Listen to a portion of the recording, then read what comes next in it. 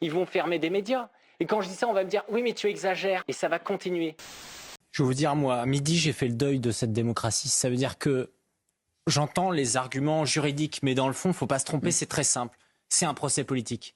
L'objectif, c'était qu'alors que Marine Le Pen est en tête dans les sondages, qu'elle pourrait gagner l'élection présidentielle de 2027, c'était de l'empêcher de le faire. En permanence, on accuse le Rassemblement national et ce qu'on appelle la droite nationale d'être contre l'état de droit. Aujourd'hui, c'est cet état de droit qui est contre Marine Le Pen. Vous l'expliquez tout à l'heure comment justement, finalement, ils n'ont aucun problème de ne pas respecter certaines règles. On se retrouve aujourd'hui dans une situation quand même où il y a plein de gens qui ne semblent pas choqués du fait qu'il y ait 13 millions de Français qui demain vont aller voter et vont se dire « elle est où ?» Parce que ce sont beaucoup de Français abandonnés qui n'écoutent pas forcément la radio, qui n'écoutent pas la télévision. Ils vont aller, ils vont dire « il est où le bulletin de vote de Marine Le Pen ?» Et ces gens-là, c'est ce qu'on est en train de leur enlever. Et c'est scandaleux. Et ces dernières semaines, vous savez, on entendait à chaque fois ceux qui disaient « oui, mais vous critiquez la justice, c'est faux, à aucun moment les juges, ils auront en tête l'élection présidentielle, etc. » Rappelez-vous de cet argumentaire.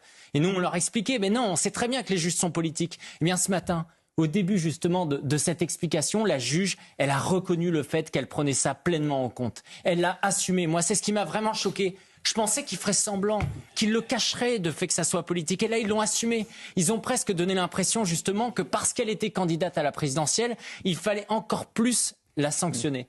Et c'est ça que je trouve. Et je veux dire, moi, ce qui m'inquiète énormément, Gauthier, c'est la peur que les Français soient devenus apathiques.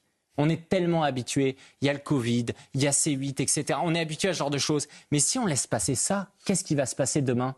Ils vont commencer à interdire des partis politiques. Ils vont commencer à créer des lois qui font que lorsque vous vous ferez condamner pour incitation à la haine ou je sais pas quoi, parce qu'ils ont une argumentaire extrêmement large, cette fois-ci vous ferez de la prison ferme. Ils vont fermer des médias. Et quand je dis ça, on va me dire « oui, mais tu exagères ». Ils vont fermer des médias, ça a déjà commencé. Exactement. Et ça va continuer.